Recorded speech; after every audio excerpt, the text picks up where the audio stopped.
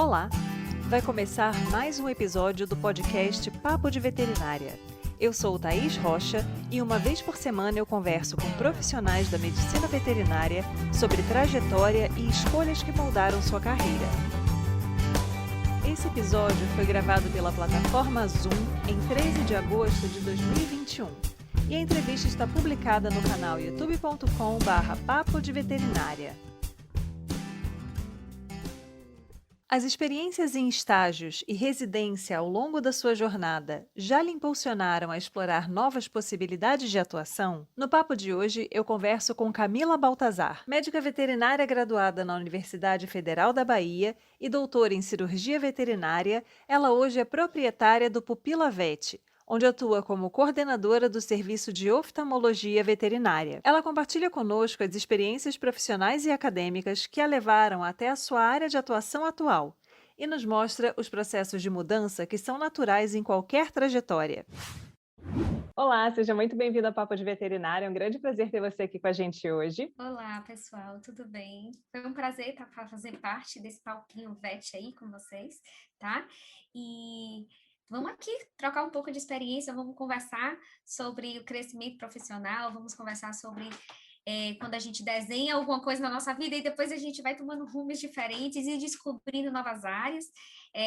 A minha carreira foi bem assim, né? Tipo, desde quando eu entrei na veterinária até o momento que eu segui a carreira que hoje eu sigo, que é na parte de oftalmologia, mas entre estar lá foi muito, muito diferente, né? Foi muito, como eu posso dizer, desafiador, né? Porque a gente passa por processos de mudanças e isso reflete nas escolhas e na forma como a gente quer seguir a nossa carreira. Vou começar um pouquinho contando como foi que tudo isso aconteceu, né? Sim. Primeiro passo seria quando eu escolhi a minha profissão, né? Quando eu resolvi fazer veterinária. Eu, na época, né, eu sou baiana, mas os meus familiares moram até hoje ainda, né? No estado de Sergipe, na cidade chamada Aracaju, tá? E eu cresci lá, apesar de ser baiana, e quando chegou na fase de eu fazer próximo vestibular, lá para o segundo ano colegial, não tinha veterinária na federal naquela época, uma federal que tivesse veterinária. Então, o primeiro desafio foi, na hora que eu disse, eu acho que eu gosto, eu vou escolher essa área, eu me identifico muito, mas eu gostava de cavalo. Então, eu fiz veterinária por causa de cavalo. É um dos animais que eu mais gosto, tenho uma admiração incrível, vou ter o meu ainda, o meu pet cavalo, mas hoje eu não me vejo sendo veterinária de equinos. E é interessante a gente fazer um parêntese aí, né? Eu vou chamar você de Bia. Tá, pode chamar. Camila, carinhosamente conhecida como Bia, porque isso acontece muito, é muito comum na nossa profissão, as pessoas entrarem porque elas têm uma grande afinidade por uma espécie e depois elas acabarem percebendo que elas podem continuar amando e admirando essa espécie da mesma forma que sempre fizeram, mas não necessariamente elas precisam trabalhar com essa espécie. Eu todinha. Porque eu sempre fui louca pro cavalo e eu realmente, eu decidi fazer veterinária por conta dos cavalos. Eu me achava que eu ia ser a veterinária de cavalo. Pronto, era isso mesmo, né? E durante a minha formação acadêmica, né, no curso da universidade, a minha faculdade, ela é muito voltada para a formação básica, assim, a parte básica, ela é toda formada para cavalo. Porém, a parte prática, ela era toda voltada para pequenos. Então, assim, quando eu passei no vestibular, eu passei na Federal da Bahia. Meus familiares, minha mãe, meu pai, minha família, né, no caso, ficaram todas em Aracaju. Eu acabei tendo que ir morar em um outro estado, que foi o grande passo para mim e uma coisa assim, um divisor de águas, né? O momento que você sai daquela coisinha, né, de proteção que os seus pais lhe oferecem para você morar, né? Claro que eu fui morar com a minha avó, mas assim, eu nunca tinha morado com ninguém, nem com um parente, nem nada que não fosse os meus pais. Então aquilo para mim foi uma coisa assim, eu agora tô grande. Tipo, aquela coisa, agora eu tô crescendo. Essa foi a sensação que eu tive. Dentro da universidade, na graduação, foi coisas bem, bem engraçadas, né? Porque a primeira, você não sabe nada, você entra é anatomia, Jesus na causa, né? Mas a minha anatomia maior é de equinos, então eu me achava em casa, né? Quando pegava os ossinhos pequenininhos de cão e gato, eu dizia, isso aí não é pra mim. Eu mesmo, né? Tão pouco que ia imaginar que olho seria o maior objeto de estudo da minha carreira, né? E assim, o que eu acho que eu tirei da minha graduação? Experimentei de tudo. Essa é a parte mais importante. E vocês têm que passar por diversas áreas. Nosso curso de veterinária é um curso muito amplo.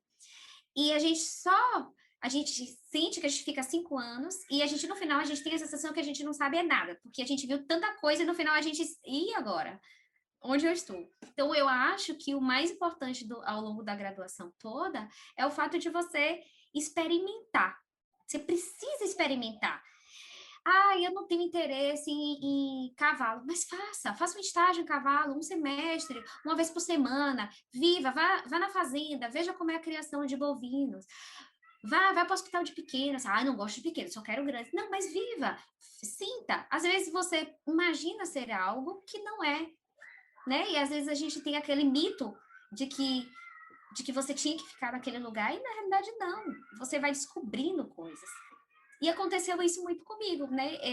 Como Salvador é uma cidade muito urbana, para eu fazer estágio com equino dentro de Salvador, ou você fazia na polícia montada, e todo mundo fazia no mesmo lugar e sempre ficava daquele jeito, não saía nada de inovador, né? Eu fiz estágio na polícia montada, ainda fiz um curso de socorrismo de equino, imagina. E, assim, fiz estágio na fazenda também da universidade. Mas aí veio um estalo de uma grande amiga minha, que era a Vanessa, né, a Vanessa Caires, ela fazia estágios sempre pequenos, né, ela fazia com o professor João Moreira, né, que foi um dos meus grandes padrinhos dentro da universidade, e ela dizia, eu sei que você quer grande, mas faça, venha, vamos para o estágio, é legal. E ela sempre falava assim, não, pequenos é legal, eu sei que você quer grandes, mas não dá para toda hora você ficar na fazenda, não dá para você ficar, vamos, faça em pequenas. Então, foi ali no segundo semestre, terceiro semestre, que eu me interessei em arriscar a fazer estágio no centro cirúrgico, não sabia nada, não sabia nem segurar fazendo um garrote. Então, lá a gente era chamado os rasos, tá? Os rasos é aquele que não sabe nada, mal sabe botar uma mordaça no cachorro nem fazer um garrote. Mas, com todo o tato, o coordenador da equipe, né, que era o professor João, e na época que eu estava na universidade, né, o nosso setor ainda não tinha residência, mas tinha um grupo de estudantes, né, que estava no final da graduação, e tinha uma pessoa que me chamou muita atenção. Hoje ele é oncologista, né, oncologista veterinário. O nome dele é Mário Jorge Raine Melhor de Assis. Nunca vou esquecer o nome dele. A história dele é uma história bem, bem diferente, porque ele era músico.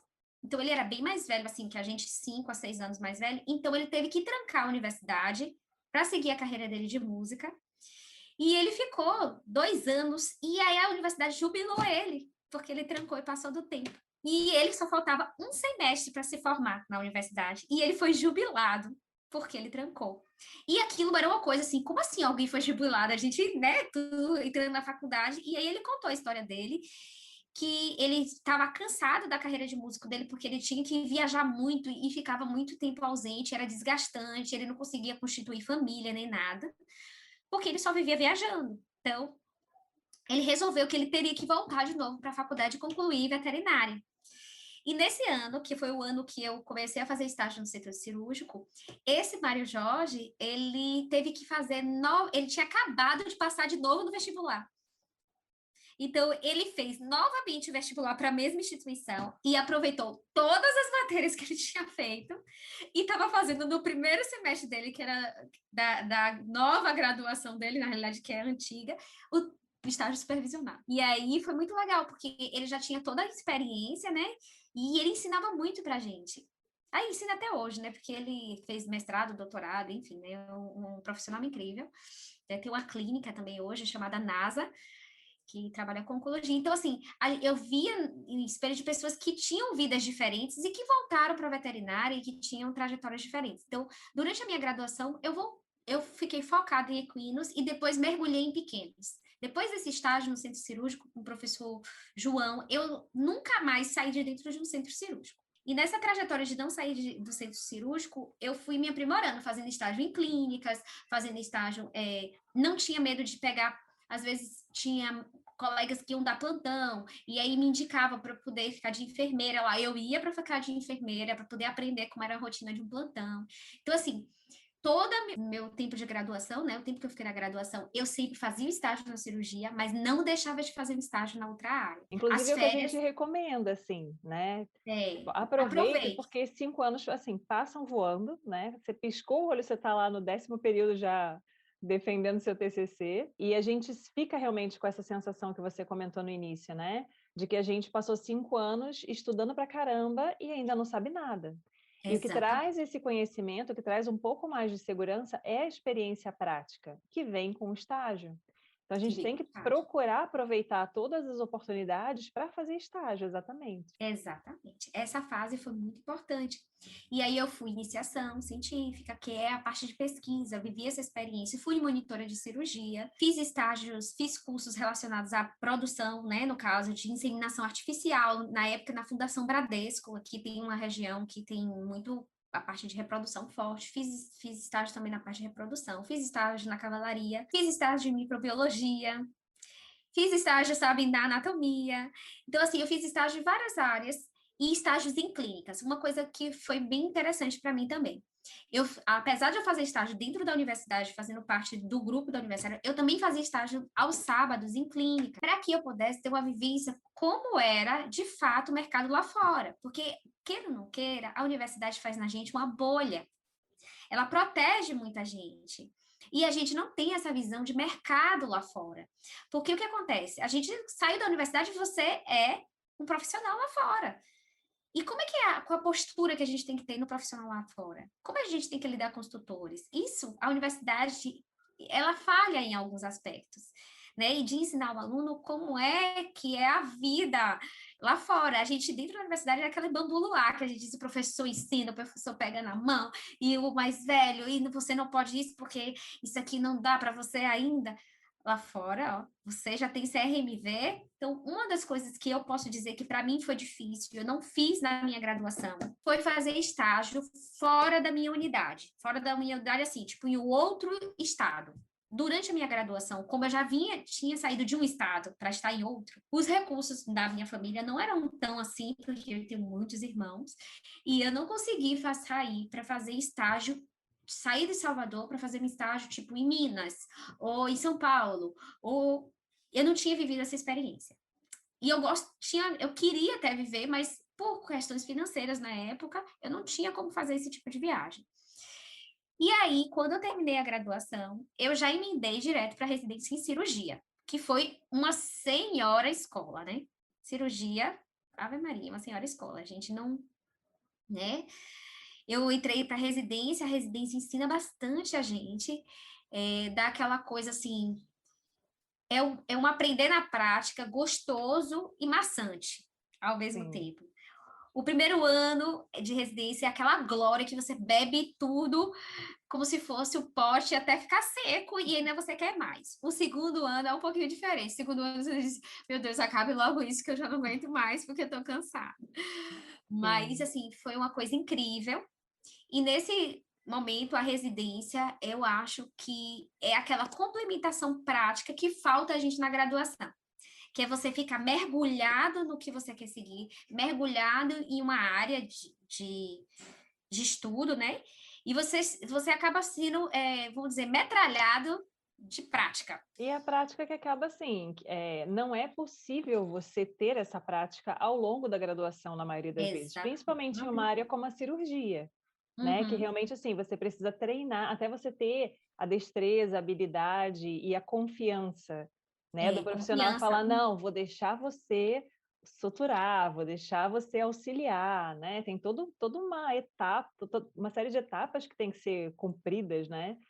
Para que Uhum. você consiga realmente botar a mão. E eu queria até que você aproveitasse e comentasse, né, a sua experiência na residência que você fez, porque uma preocupação que os alunos às vezes têm é de, né, o quanto eu vou conseguir colocar a mão, né? O quanto eu vou Ah, poder praticar e o quanto é necessário na sua área às vezes praticar fora do centro cirúrgico, né?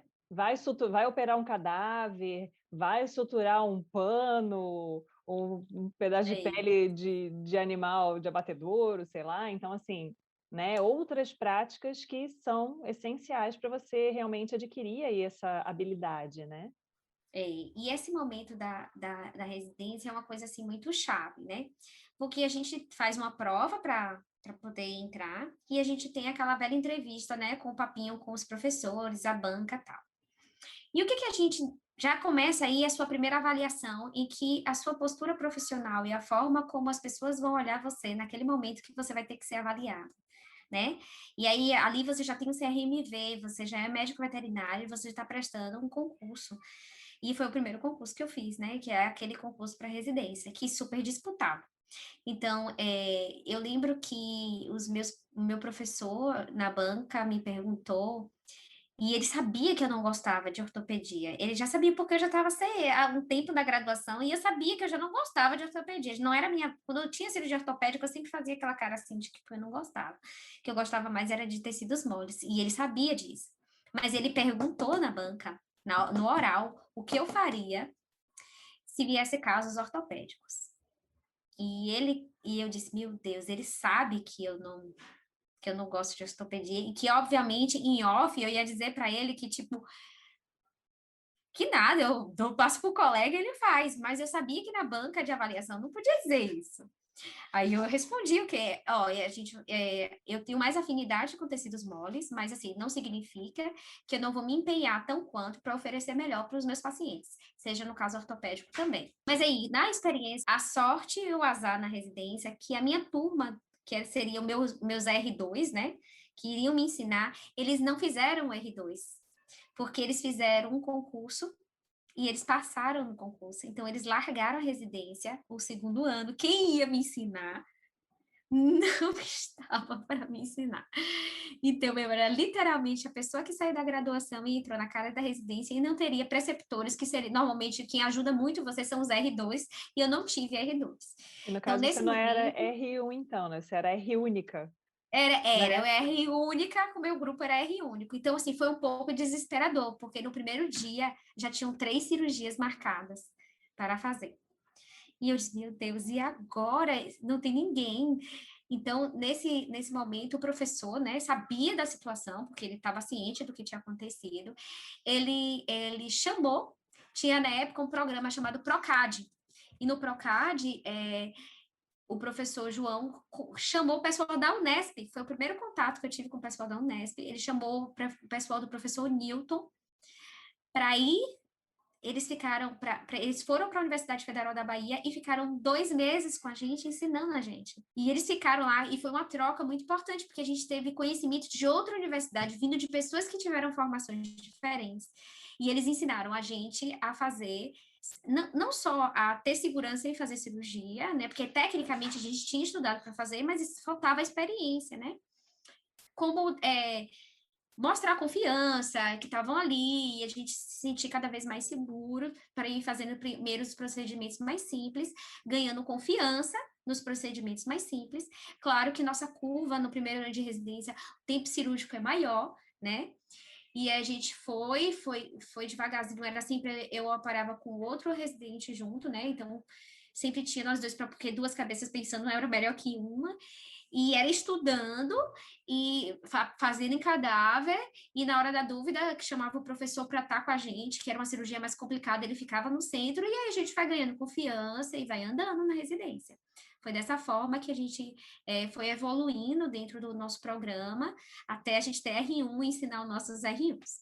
E eu vou dizer que a melhor coisa foi a gente ter R1, porque eu acho que a sedimentação do conhecimento, pelo menos para mim, e que gosto muito dessa parte acadêmica também, é quando você começa a ensinar para alguém. E aí você tem que ensinar. Você até não se sente nem o 100% ainda.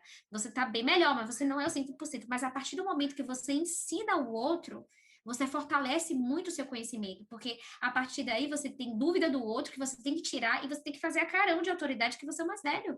Você vai ter que ensinar. Então, você ainda tem a responsabilidade maior de estudar para explicar ao colega que não sabe. E aí, no segundo ano, é aquela curva crescente de habilidade e de crescimento profissional. Né? Eu acho que o segundo ano de residência foi aquele mais marcante. É o mais cansativo, porque você ainda é mais responsável, não só pela sua conduta profissional, mas também pelo colega que você tem que ensinar. Então, a questão do aluno, às vezes, que se sente muito confortável dentro da universidade que ele faz o curso. E acaba assim, porque, né, onde a gente está confortável é onde a gente quer ficar, não tem outra coisa, né, não tem uma explicação, todo mundo quer ficar onde é quentinho e gostoso, né, Com confortável. certeza. Você já conhece os professores, já sabe quem é todo mundo ali, é muito Sim. confortável.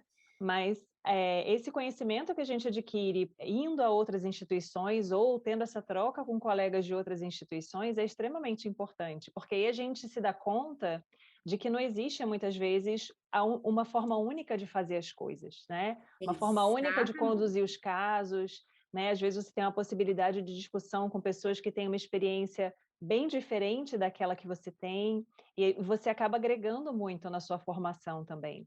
Então, essa Exa questão de procurar ter experiências fora do quentinho gostoso da nossa instituição mãe, né, é é, exatamente isso também. Até essa vivência em clínicas particulares, porque foi o que você falou, na clínica particular, a abordagem é diferente, o nível de responsabilidade é diferente. é Você não tem diferente. uma instituição de ensino por trás de você com professores, né, ali dali se o dono da clínica perde um cliente, né, por alguma Nossa! coisa que você fez, por alguma postura que você teve e o cliente não gostou, é um senhor pepino, né, um problemão.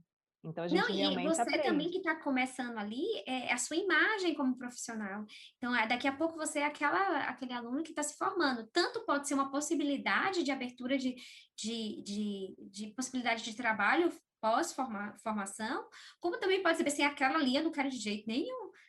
Você está É a entendendo? Pode ser imagem que a aquela. gente não quer passar, É que né. a gente não quer passar, exatamente. E assim, foi interessante que no último ano de residência, a gente tinha direito de fazer um estágio fora.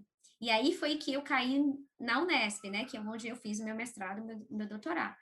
Então, no último ano de residência, eu botei na mesa o que eu gostei da minha residência e botei o que eu gostaria de ver, e eu não tive tanta possibilidade de ver porque a minha instituição não oferecia, porque ali não era o foco, enfim. E eu gostava muito de mexer em olho, porque ninguém gostava de mexer. Só que, na época, a professora que trabalhava com oftalmo tinha acabado de ingressar e ela tinha saído de licença maternidade também. Então, ela não teve esse contato muito, assim, tão próximo dentro da residência, por conta dessa fase que ela estava passando, né? De mãe, enfim. E eu senti aquela coisa, então eu acho que eu vou escolher uma coisa, vou fazer um estágio com olho, né? E aí eu comecei a estudar por conta, né? Ou pegava livro e dizia, meu Deus, o que é isso? Nossa, eu não sei nem o que, sabe? Você vai estudar anatomia do olho, fisiologia do olho, e não sei o que do olho. Eu disse, vixe, isso aqui tem mais do que cirurgia geral, e eu ia me deparando com aquilo como se fosse um outro universo, para não ir para o estágio despreparado, né? E a indicação desse estágio foi dessa professora mesmo de oftalmo que indicou. Eu me formei e fiz meu mestrado e doutorado na instituição da Unesp com o professor José Luiz Laus, lá em Jabuticabal.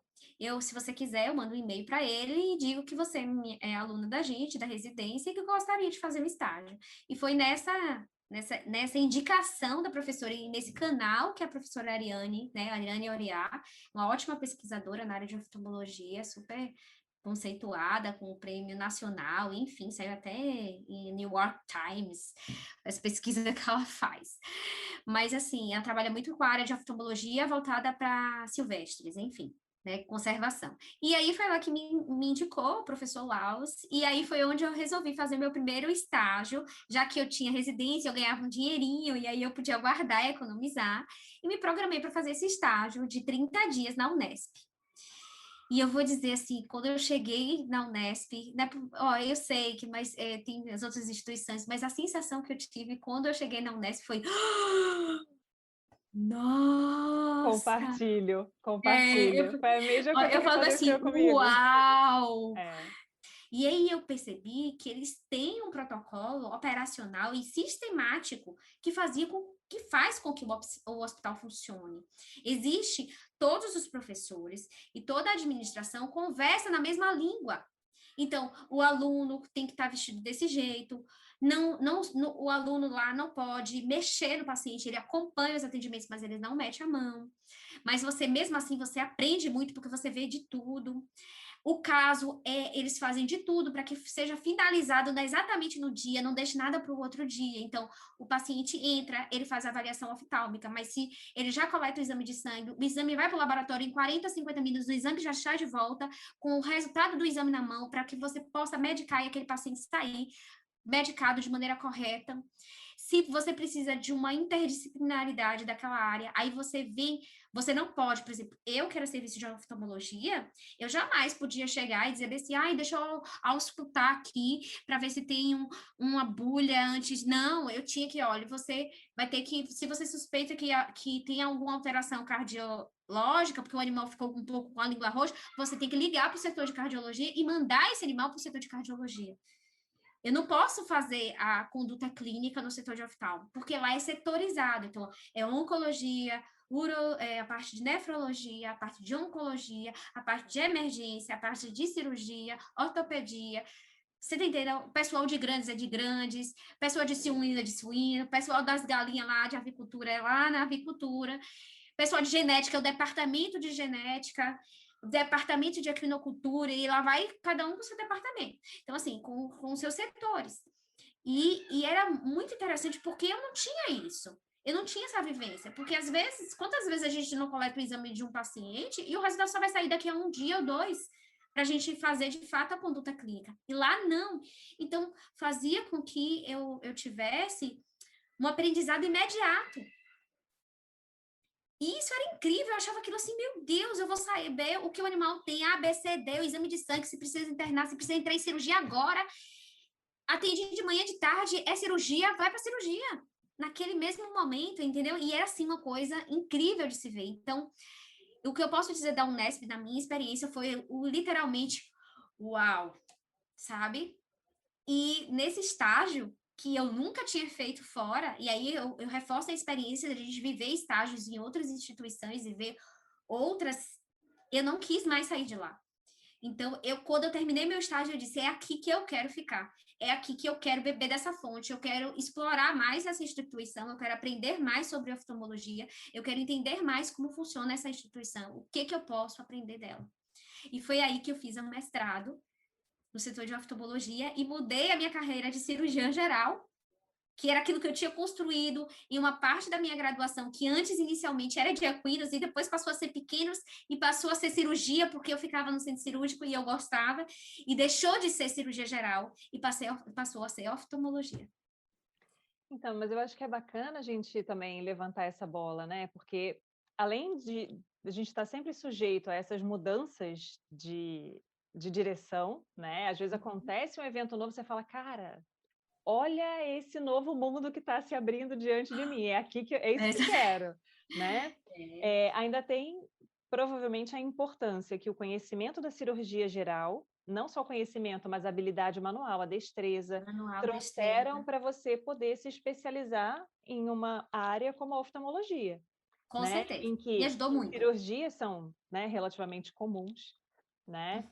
E a gente tem aí a questão também, aquela discussão, né, sobre a questão da superespecialização precoce, né? Às vezes a pessoa já sai do curso, eu gosto muito de oftalmologia, mas se você não trabalha em um local onde o atendimento é setorizado, como é, por exemplo, lá na Unesp de Jaboticabal, você precisa passar por todas as etapas até chegar na avaliação específica, né, oftalmológica do paciente. Às vezes a pessoa está já muito direcionada, às vezes ela está até meio crua para conseguir juntar todos aqueles pontos, né? E as doenças sistêmicas que causam alteração oftálmica, né? Será que a pessoa vai Exatamente. ter essa vivência, vai ter essa experiência? Pois é. Então, E nessa parte, eu acho que a residência e os estágios contam muito. Você, nessa parte da graduação, viver essas experiências de você estar tendo esse contato, porque esse link, a gente tem que sempre lembrar que o corpo é um só. E a gente tem um paciente. ele entrou na sua sala para você atender, você vai olhar a afecção ocular. E eu tinha muito essa ansiedade quando eu estava na Unesp, porque eu tinha formação de cirurgia geral, eu já tinha formação da parte de centro cirúrgico, clínica cirúrgica, e eu via dizer, provavelmente esse animal tem uma doença do carrapato, uma erliquiose, e está tendo uma manifestação ocular secundária a uma doença infecto-contagiosa, né? No caso, uma hemoparasitose, né? Mas eu não podia tratar no setor de oftalmologia.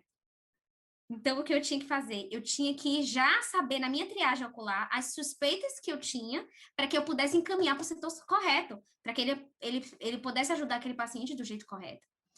Então, assim, se você não tem uma vivência de clínica, você não identifica que aquilo é a causa base do que você está vendo naquele órgão daquele paciente. Então, isso é muito importante. A clínica geral é soberana, né? A parte de clínica não tem como você deixar para trás. E ela vai ser aplicável em qualquer área, desde oncologia, a cirurgia geral, a oftalmologia e assim sucessivamente. Você sempre vai precisar da clínica. Então, nessa carreira assim da parte quando eu entrei na oftalmologia, né, eu segui uma parte acadêmica, que é a parte do mestrado e doutorado, é uma visão acadêmica, onde a gente tem que apresentar, fazer projeto de pesquisa, conduzir toda uma pesquisa, pedir recursos financeiros para você fazer sua pesquisa, que é uma coisa, assim, super difícil, e ser convincente para um órgão de fomento pagar pela sua pesquisa, você tem que garantir, porque quando eu fiz a minha bolsa foi CAPES, mas a gente tem que buscar outras formas de bolsas com poder aquisitivo maior, porque elas trazem com a gente, essas bolsas, as reservas técnicas, que ajudam na pesquisa. Então, a gente tem que mandar também o nosso projeto, mesmo a gente sendo aprovado pelo programa e ganhando Bolsa CAPES, a gente tinha que submeter para um órgão de fomento externo, que no caso da gente era a FAPESP, né? E aí, a gente tinha que mandar para ver se a gente conseguia pleitear uma bolsa e trocar a nossa bolsa original por uma outra melhor, porque a gente queria a melhor bolsa. Porque essa melhor bolsa, além disso, possibilitava a gente fazer parte da nossa pesquisa fora do Brasil. Olha a visão que eu nunca tinha tido na minha vida, que será que com a bolsa, se eu conseguir fazer essa bolsa, eu tenho a chance de viajar para fora e fazer uma parte da minha pesquisa nos Estados Unidos? Eu jamais, na minha cabecinha, antes tinha essa possibilidade, você está entendendo? Então, tudo isso foi coisas que eu tive que aprender a fazer e a saber que existiam, quais eram os recursos e qual é o caminho que você quer trilhar dentro da parte de formação acadêmica. Tem toda a questão, assim, prática, né, de trabalhar para ter renda, e tem também direcionar toda aquela energia que você vem há anos e anos e anos empenhando na Exatamente. sua formação, no seu conhecimento, e você quer que isso se mantenha em movimento, né? Porque quando a gente tem Exatamente. esses momentos que a gente para, né, às vezes você termina o É, doutorado, aí vou tentar concurso, aí você fica estudando, estudando, estudando, e você se afasta um pouco da prática. Eu não sei se chegou a acontecer com você, mas em alguns aconteceu. momentos eu parava e pensava assim: "Gente, será que eu ainda sei Isso, o que eu aprendi até agora? exatamente. Será que ainda está aqui? Ou será que isso se perdeu em algum lugar? Será que" chegou um momento que eu pensei: "Gente, será que eu só sei ser mãe agora? Será que eu ainda sei É, ser veterinária?". Então, assim, são questões que acontecem, assim, e a gente precisa, às vezes, né, tipo, dar aquela desmotivada quando o que a gente se empenha não dá certo, mas sofre ali 5 minutos, chora em posição fetal no banheiro, levanta, sacode a poeira e vai para a e próxima, aí né. eu resolvi, não, vou fazer então um pós-doc, vou continuar estudando, né? Só que aí entrou naquela coisa. Eu troquei a instituição para fazer um pós-doc com outra orientação que não era na Unesp, e sim na Bahia. Apesar de ser na minha universidade de origem, eu não consigo, eu passei tanto tempo na Unesp vendo tantas coisas funcionarem que quando eu fui para uma instituição, isso um pouco que tinha uma linha e um raciocínio um pouco diferente da que eu tinha seguido durante a minha formação de mestrado e doutorado, eu não me adaptei. Porque a forma como eu via as coisas, de querer fazer acontecer, naquela instituição eu não me enquadrava e aquilo me desmotivou. Mas como a gente não pode parar, né? Eu resolvi que eu ia continuar atendendo como veterinária, né, técnica, né, na cidade, oferecendo um serviço de oftalmologia volante. E eu comecei a atender uma clínica, atender outra clínica, atender outra clínica, e aí alguém gostava do meu trabalho, me indicava para uma outra, e quem é você? Eu disse, olha, eu me chamo Camila, eu sou formada aqui pela Federal da Sergipe, e contava um pouco da minha história, porque eu era o quê? Uma pessoa que passou 6 anos, 7, em uma outra instituição. Então, os meus colegas que se formaram comigo, fizeram residência, eles nem mais estavam aqui. Uns já foram para Minas, outros foram para outros lugares, seguiram vidas diferentes. Então, meu link, o meu. E aí tá uma coisa diferente. Contato, gente, é tudo. Você tem que ter uma rede de contatos para que você possa ser indicado. A gente é muito no mercado indicação de um colega. Então, o que eu sentia? Eu sentia que eu não que as pessoas não me conheciam, porque elas não me conheciam. Tinha passado aí quantas gerações de veterinários naquela minha cidade e da onde que eu era ninguém ali. E aí eu me senti literalmente no desespero, meu Deus, eu com tanta formação técnica, subaproveitado, será que eu fiz alguma coisa errada? Será que aquilo tudo foi jogado fora? Eu disse, não é possível. Mas eu disse, não, meu marido sempre dizia, não, você, calma, faça mais propaganda de você mesmo. Comece aí você ia, a pessoa olhava para você, mas, por exemplo, vamos supor, uma clínica super grande que tem aqui, ele já tinha um oftalmo. Então, se ele já tinha um oftalmo dele, por que que ele ia e confia no profissional que trabalha com ele, por que que ele ia me dar a chance de eu atender na clínica dele? Então, tinha que ser alguém dizendo, olha, hoje esse oftalmo não veio porque ficou doente, aí quem que eu vou chamar? Nossa, tem uma pessoa que veio aqui uma vez, ou, tem uma que atende lá, eu tenho o número dela, chama ela para ver se ela não pode substituir essa. E foi nessa brecha de estar sempre substituindo alguém que eu comecei a aumentar os meus contatos. Essa paciência é importante. Na verdade, assim, a paciência é um termo relativo, né? Porque também depende da condição que você tem, né? Você tem contas a pagar, você tem a expectativa de se inserir no mercado e começar a girar o seu Frustração conhecimento, também, né? e fazer mais contatos e ter mais gente te conhecendo, né? Uhum. Mas, assim, é muito aquele mecanismo psicológico, né? Que quando a coisa não está dando certo, não deu certo uma vez, 2 vezes, parece que nunca mais vai dar certo. E aí, se Exato. você esmorece, se você cede a essa sensação, você às vezes desanima, você fala, não, eu tentei 10 vezes, às vezes vai dar certo quando você tentar 20, quando você tentar 30. Então, não é porque em 10 ou 5, 10 não deu certo que nunca vai dar certo, né? Mas você tem que insistir, tem que continuar tentando, né? E essa questão de inserção no mercado é complicada. Uma questão que eu queria te perguntar, aproveitando esse gancho, é que, assim, Uhum. para trabalhar em oftalmologia, a gente sabe que tem equipamentos específicos, né? Que normalmente são equipamentos caros, né? E que você precisa ter toda. É como quem trabalha com imagem também, né? É, O aparelho. Então, um você tem aparelho, o tudo isso. oftalmoscópio, você tem tonômetro, você tem, assim, instrumentos pequenos que são caríssimos, né? Como é que você fez o planejamento, assim, para conseguir ter esses equipamentos para atender? Foi o seguinte, no início, quando eu saísse daqui, como o meu foco era universidade, eu não vou dizer que eu estava muito preparada para comprar equipamento, porque meu foco era passar no concurso e ser professor. Normalmente você é professor de uma disciplina, e eu imaginava que eu não seria professora de oftalmologia, mas sim de cirurgia geral, e que eu ia com a vontade de todo o meu coração montar um serviço de oftalmologia dentro de uma universidade XYZ. Porque se eu fosse professora dentro de uma universidade federal que não tivesse um serviço de oftalmologia, com certeza eu estaria abrindo, como o professor Tiago Barbalho está fazendo no Maranhão, montando um servicinho de oftalmologia no Maranhão. Então, era meu foco. Eu vou entrar como cirurgiã geral, mas eu vou formar um serviço de oftalmologia. Então, eu não tinha esse planejamento de comprar inicialmente os equipamentos. E nesse momento eu contei com a ajuda do meu marido. Meu marido me ajudou bastante, e me ajuda na vida inteira, né? Nós somos muito unidos nos sonhos da gente, né? Enfim. E foi ele que me ajudou.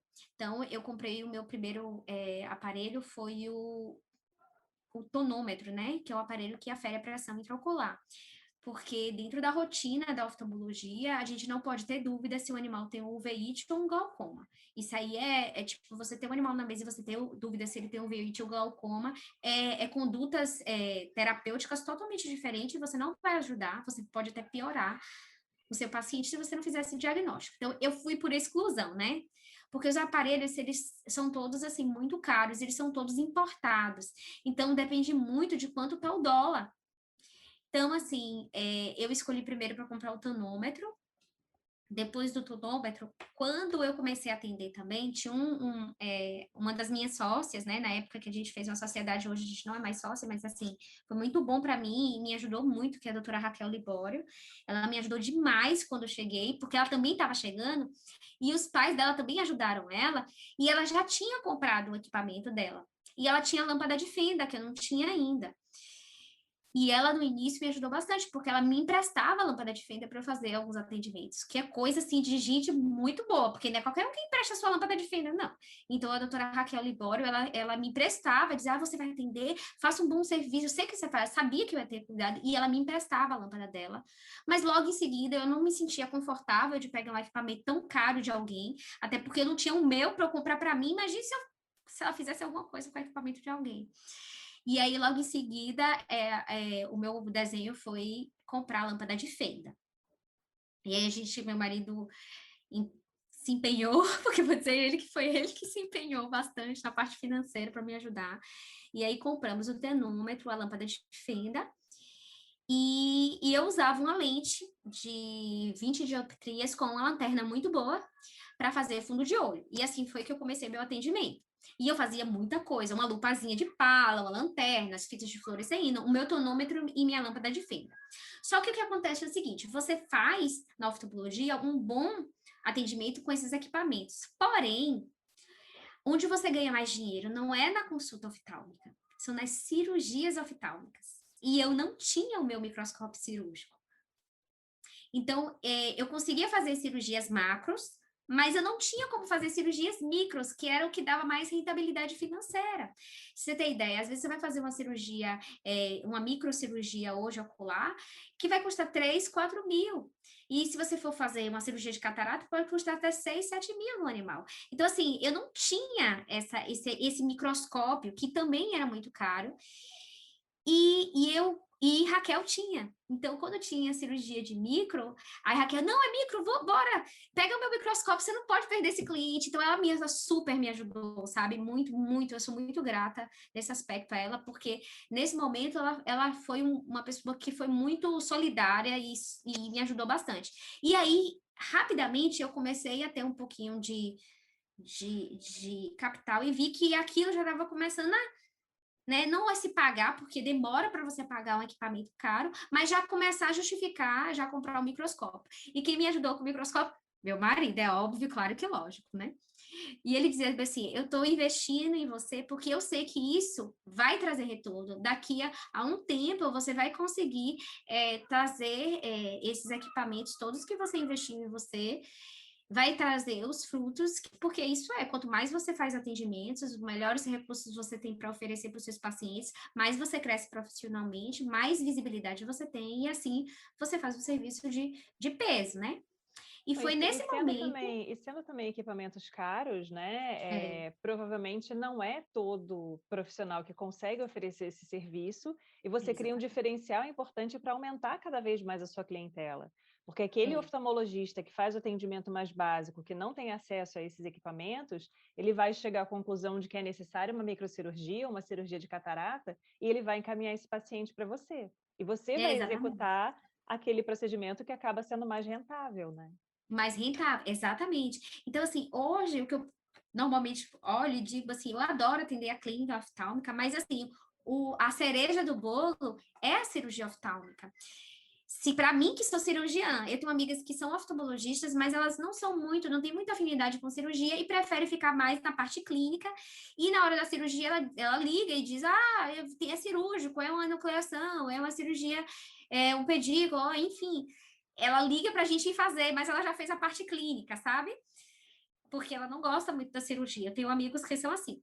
Mas assim, tudo na área de oftalmologia é muito caro. Então, assim, quando a gente decide seguir essa área, a gente tem que se planejar sim. E se a pessoa já tem essa visão, não, eu quero ser oftalmologista, já estou na minha especialização, vai ter que começar a juntar bastante. Principalmente agora que o dólar não está nada favorável, né?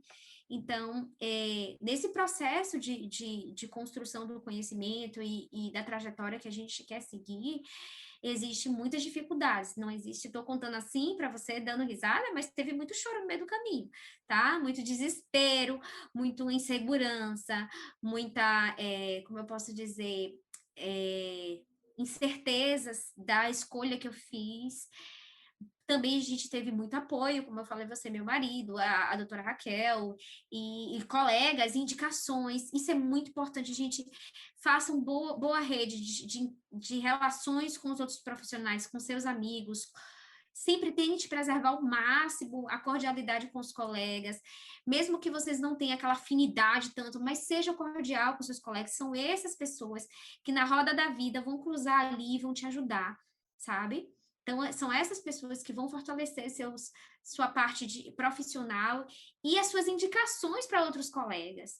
É muito importante essa relação, essa política que a gente chama da boa convivência, né, das boas relações, porque tá aí a chave para você ter uma engrenagem de visibilidade, de sucesso, de gostar de trabalhar, de as pessoas gostarem do seu trabalho. Ninguém quer indicar um profissional que não tem afinidade, mesmo que ele seja até muito bom, mas se ele tiver um outro também muito bom, ele vai preferir indicar aquele outro do que aquele que, de alguma forma, o incomoda. Própria ética, né? Porque dentro das especialidades existe essa questão do encaminhamento, né? Às vezes você recebe um Exatamente. animal que veio encaminhado, por exemplo, por um clínico geral, e aí você vai fazer o atendimento oftálmico, você vai devolver esse paciente, né? Você não vai falar assim, não, aproveitando que você fez o atendimento oftálmico aqui, né, continue aqui com a gente. Isso não é ético, Não é ético. né? Então, esse cuidado é extremamente importante. A gente vê o tempo todo profissionais chamando a atenção para essas questões, às vezes se queixando em grupos de médicos veterinários, né? Nossa, encaminhei, quando vi o cara estava vacinando, estava vermifugando, estava atendendo, e aí, tchau, meu paciente. Então, assim, é um cuidado que a É, gente tem que ter, né? De não crescer o olho, né? E às vezes ser até antiético na conduta, né? Na forma de conquistar esse novo cliente. exatamente, isso é muito importante. E outra coisa que, além disso, é importante, é você dar o feedback e agradecer a indicação daquele colega. Quantas pessoas receberam a indicação de um colega que encaminhou para você e nem você, poxa, obrigada pela indicação, ó, ele tá bem, foi isso, eu atendi isso, você tem alguma dúvida? Tô com dúvida disso, troca feedback com esse profissional.